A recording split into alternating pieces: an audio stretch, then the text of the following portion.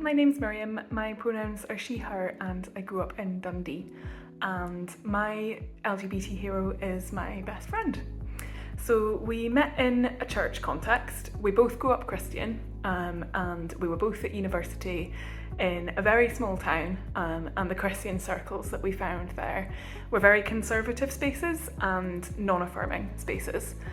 At the time, I didn't have a really clear LGBT identity, other than knowing that something was up.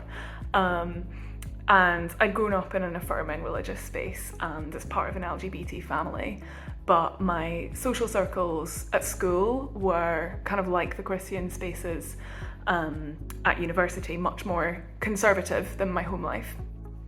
And I was at a stage in my life where exploring my faith was important, but outside my family and my home church, I didn't have a community where that was compatible with exploring my identity.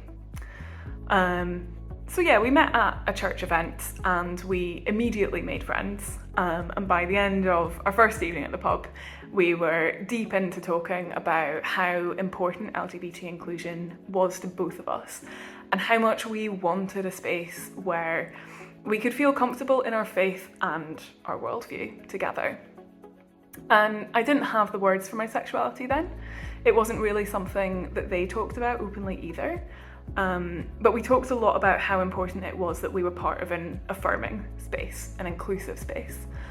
And then over the years we grew in confidence. We started using words like queer to describe ourselves more and more openly.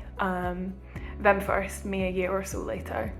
And this friendship has just always been one of complete acceptance, where every part of me, the part raised Christian, the queer part, many parts in between, these parts have just never been in conflict.